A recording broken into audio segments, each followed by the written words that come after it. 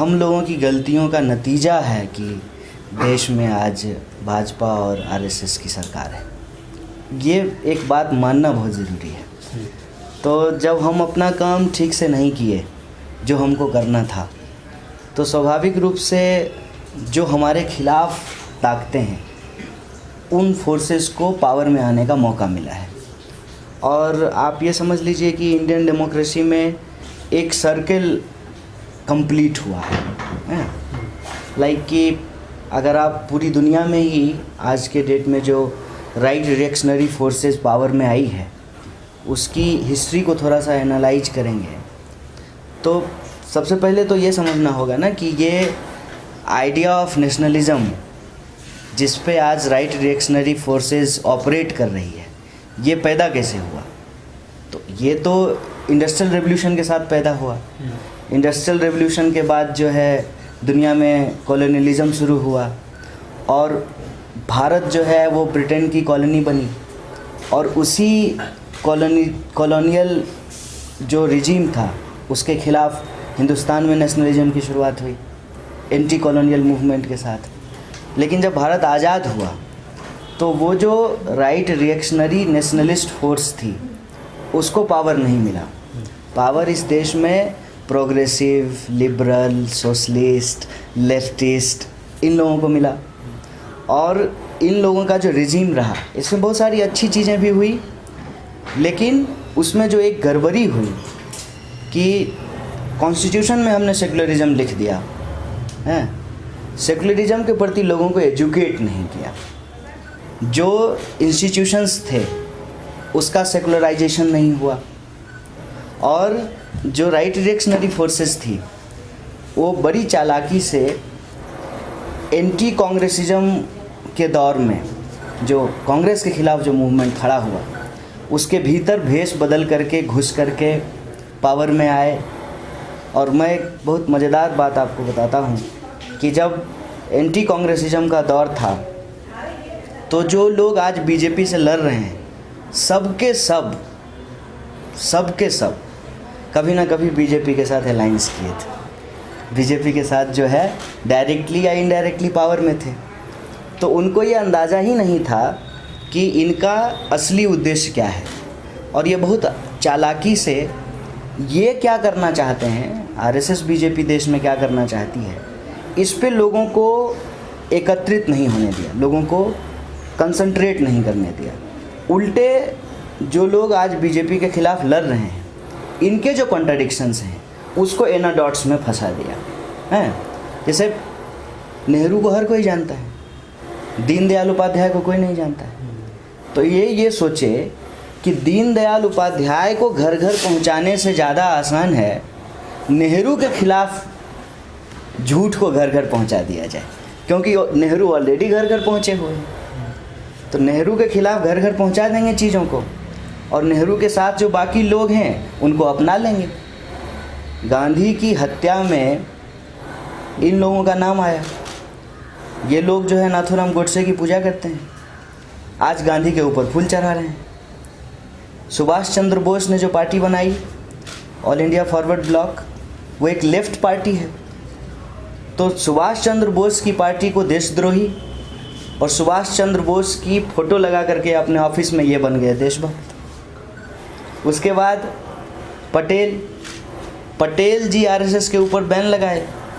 पटेल की जो है मूर्ति बना करके जो है ये आरएसएस वाले जो है पटेल को अपना लिए। इनके पास ना कोई हिस्ट्री है, ना कोई हिस्टोरिकल फिगर है और ना इनका कोई कंट्रीब्यूशन है। तो ये क्या करना चाहते हैं ये लोगों को नहीं बताते हैं। इनका जो एजेंडा है उसको ये हिडन रखते हैं और अपोजिशन के ऊपर ऑनर्स हमेशा डालते रहते हैं। फॉर एग्जांपल 2014 में जब मोदी जी प्रचार कर रहे थे तो ये थोड़ी कहे थे कि वो राम मंदिर बनाएंगे या 370 हटाएंगे या 3 तलाक के ख़िलाफ़ कानून लेकर के आएंगे। नहीं, वो बोले कि डेवलपमेंट लाएंगे, गुजरात मॉडल के तर्ज पे अच्छी सड़कें बनेगी, लोगों को घर घर बिजली पहुंचेगा, काला धन वापस लाया जाएगा, लोगों के खाते में 15 लाख रुपया पहुंचाया जाएगा। फिर बाद में पलट गए। तो इंस्टीट्यूशन बिल्डिंग का काम जो लेफ्ट लिबरल प्रोग्रेसिव फोर्सेस को करना था वो नहीं किए। तो स्वाभाविक रूप से जब हम हारने वाले किनारे पे खड़े हैं तो हार तय है। इनफैक्ट आप ये मान लीजिए कि संख्या बल के हिसाब से अगर हम चुनाव जीत भी जाते तब भी लड़ाई तो नहीं जीती जाती। पूरे देश में तो हम जीतते नहीं। पूरे देश में हम इसलिए नहीं जीतते क्योंकि 2014 की हार के बाद भी जो अपने आप को अपोजिशन आइडेंटिफाई करते हैं उनको ये समझ में ही नहीं आया कि ये लड़ाई कौन सी है। ये लड़ाई आज के डेट में इस बात की है कि लोगों को पता चले कि श्यामा प्रसाद मुखर्जी जो नेहरू के मंत्रिमंडल में थे, तो नेहरू की सरकार जो भी कर रही थी अगर उसका क्रेडिट नेहरू को डिस्क्रेडिट नेहरू को, तो उसका क्रेडिट और डिस्क्रेडिट जो है श्यामा प्रसाद मुखर्जी को भी जाएगा। Point number 1। पॉइंट नंबर 2 कि जो नेशन बिल्डिंग हुआ 1947 में, ये किसी चीज़ को नहीं माने। कॉन्स्टिट्यूशन को नहीं माना क्योंकि ये चाहते हैं कि मनुस्मृति का राज स्थापित हो। इनके लिए विधान डॉक्टर बाबा साहब भीमराव अंबेडकर और संविधान सभा के द्वारा तैयार की गई इंडियन कॉन्स्टिट्यूशन नहीं है। ये विधान मनुस्मृति को मानते हैं और मनुस्मृति में जो बातें लिखी हुई हैं उसको अगर आज के डेट में चाहे महिला को पढ़ा दीजिए, चाहे दलित को पढ़ा दीजिए, चाहे पिछड़ों को पढ़ा दीजिए, इवन जातीय जो सोपान है, जो सीढ़ी नुमा व्यवस्था है, जो उसकी जो हायरार्की है, तो किसी भी इंसान को पढ़ा दीजिए जो उस हायरार्की में नीचे है, वो उसको पसंद नहीं करेगा। पॉइंट नंबर 2, ये कभी झंडा नहीं माने। खुद श्यामा प्रसाद मुखर्जी कभी अपने बंगले पे झंडा नहीं फहराए, आरएसएस के ऑफिस पे कभी झंडा नहीं फहराया गया। बाकायदा जो है उसके पत्र पत्रिकाओं में ये लेख आते रहे कि 3 रंग भारत के लिए शुभ नहीं है क्योंकि हमारे तिरंगे में 3 रंग है, 3 रंग को ये शुभ नहीं मानते। और आज जब ये फुल फ्लेज्ड पावर में आ गए, उसकी एक लंबी प्रक्रिया है, तो आज वो उन्हीं चीज़ों को लागू कर रहे हैं। चुनाव जब हम लड़ रहे थे तो मैं आपको बता दूं कि चुनाव का जो सबसे अच्छा एक्सपीरियंस है वो ये है कि लोग जानना चाहते हैं। लोगों के पास लोग पहुँचे ही नहीं जिनको पहुँचना चाहिए था। जब लेफ्ट लिबरल प्रोग्रेसिव फोर्सेस सत्ता में आई तो उसका डीजेनरेशन हुआ। पहली दूसरी पीढ़ी ठीक से काम की, तीसरी पीढ़ी जो थी वो पूरी तरीके से डीजेनरेट हो गई और उसके डीजेनरेशन का नतीजा ये हुआ कि वो अपनी अपनी आइडियोलॉजी से कट गए। तो जो अपोजिट आइडियोलॉजी थी उसको अपने आप एक वैक्यूम मिला और उस वैक्यूम को भरने का आज भी प्रयास नहीं किया जा रहा है। मेयर इलेक्शन जो है वो उस वैक्यूम को नहीं भरेगा। पॉलिटिकल एजुकेशन जो है वो बहुत इम्पोर्टेंट है। और चुनाव का एक्सपीरियंस सबसे अच्छा ये रहा कि सुदूर गांव देहात में भी लोग उन सवालों के साथ अपने आप को इंगेज करना चाह रहे थे जो लोगों के असली सवाल हैं। जैसे बाकी तो हिंदू मुसलमान हो रहा था चुनाव में, लेकिन उस बीच में जो हम अस्पताल की बात कर रहे थे उस पर लोग कह रहे थे नहीं ये बात तो ठीक है, अच्छा अस्पताल तो होना चाहिए, अच्छा स्कूल तो होना चाहिए, अच्छा कॉलेज तो होना चाहिए।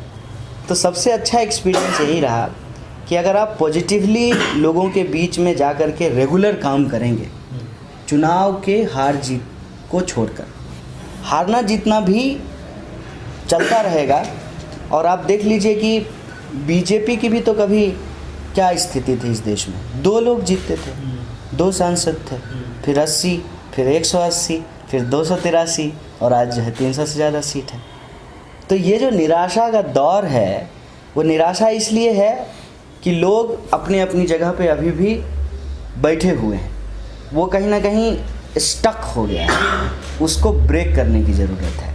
जैसे चुनाव में जाते थे या चुनाव में जाते हैं वैसे ही 12 महीने जाने की ज़रूरत है, लगातार जाने की ज़रूरत है। दूसरा एक्सपीरियंस ये रहा कि रिसोर्स पे लोग बहुत क्वेश्चन करते हैं कि रिसोर्स कहाँ से आएगा, रिसोर्स कहाँ से आएगा। मुझे तो रिसोर्स का प्रॉब्लम नहीं हुआ। जनता की लड़ाई यदि जनता के लिए लड़ा जाए, खुद कैरियर बनाने का अगर उद्देश्य नहीं है, खुद कैरियर बनाने का उद्देश्य है, तब तो खरीद बिक्री होगी। एक हाथ नोट दो, दूसरे हाथ वोट लो। अगर ये लड़ाई नहीं है, ये अगर जन आंदोलन का हिस्सा है, अगर आप समझते हैं कि इस देश में जो अभी चुप्पी है वो आने वाले भयानक तूफान का संकेत है, और आप बतौर सजग नागरिक उसमें इंटरवीन करना चाहते हैं, तो चुनाव आपके लिए कैरियर नहीं है। और जब कैरियर नहीं है तो वो जन आंदोलन कैसे बने, उसको बनाने में अगर आप कामयाब होते हैं तो रिसोर्स का प्रॉब्लम नहीं होता है। ये मैं खुद चुनाव लड़ करके मैंने ये देखा है। ये बात सही है कि आप मुकाबला नहीं कर पाएंगे। मसलन टीवी आप कहाँ से ख़रीद लेंगे, अखबार आप कहाँ से ख़रीद लेंगे, उसके बाद जो है चुनाव अधिकारियों को आप कहाँ से ख़रीदेंगे हैं, और जो जनप्रतिनिधि हैं, एमपी तो एक जनप्रतिनिधि होता है, इसके अलावा भी जो जनप्रतिनिधि हैं उनको आप कहाँ से ख़रीदेंगे। तो ख़रीद फरोख्त ही यदि करना है तो फिर चुनाव क्यों लड़ना है, फिर भाजपा के खिलाफ़ क्यों चुनाव लड़ना है, फिर भाजपा में ही जा कर के चुनाव लड़ा जाए।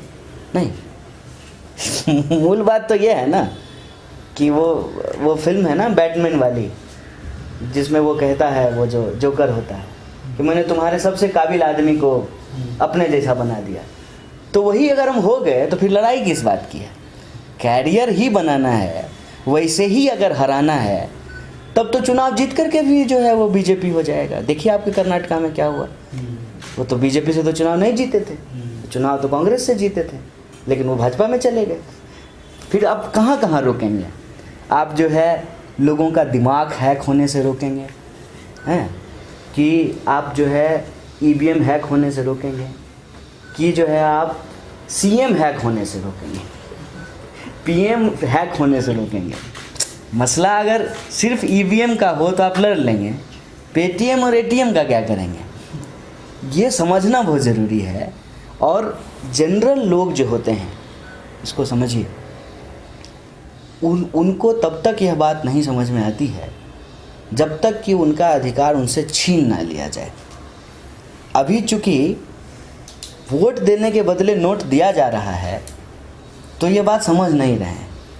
एक दिन ऐसा आएगा, अगर ऐसा ही चलता रहा तो बिना नोट दिए ही जो है उनका वोट ले लिया जाएगा, या वोट देने की ज़रूरत ही नहीं रहेगी। तो वोट का अधिकार सबको मिला, गोरा हो, काला हो, मोटा हो, पतला हो, लंबा हो, छोटा हो, बिहारी हो, कन्नडिगा हो, सबका वोट बराबर होगा। ये कितनी बड़ी चीज़ थी। ये जिस चीज़ से मिला है, जिस कॉन्स्टिट्यूशन से मिला है, जिस प्रिंसिपल से मिला है, उसी के ऊपर अटैक है। तो सबसे बड़ा मेरा एक्सपीरियंस चुनाव का यही रहा कि लड़ाई की संभावना जो है इस देश में है, लोकतांत्रिक तरीके से, पार्लियामेंट्री तरीके से उसकी संभावना है। और बस जो न्यूमेरिकल वैल्यू होते हैं ना, कि हमको मान लीजिए कि 3.25 लाख वोट आया और जीतने वाले को 6 लाख वोट आया, तो उसको इस रूप में ना देखा जाए कि उनको हमसे 4 लाख वोट ज़्यादा आया। ये देखा जाए कि वो जो 2,70,000 लोग हमको वोट दिए हैं वो कौन है, कहाँ हैं, उनको ढूंढा जाए। और किसी भी दौर में मैं आपको बताता हूँ, सब लोग रोड पे नहीं उतरते हैं। अंग्रेज़ों के ख़िलाफ़ भी सब लोग रोड पे नहीं उतरे थे। जीवन की मूल समस्या जो है वो है कि रोजी रोटी, घर द्वार, बाल बच्चा, शादी ब्याह, शिक्षा, स्वास्थ्य, उसी में लगे रहते हैं और उसको कोसने की भी ज़रूरत नहीं है। हम भी उसी में लगे रहना चाहते हैं, लेकिन वो काम ठीक से हो सके उसके लिए कुछ लोगों को रोड पर भी निकलना पड़ेगा।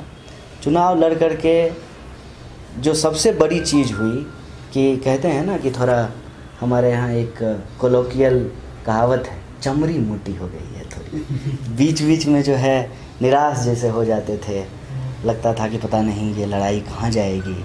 चुनाव लड़ने का सबसे अच्छा एक्सपीरियंस यही है कि आप चुनाव के आगे क्या उसको भी देख पाते हैं। जैसे पहले क्या होता था कि चुनाव तक ही सोच पाते थे, अब चुनाव से आगे क्या वो भी देख पा रहे हैं। ये सबसे सिग्निफिकेंट एक्सपीरियंस है।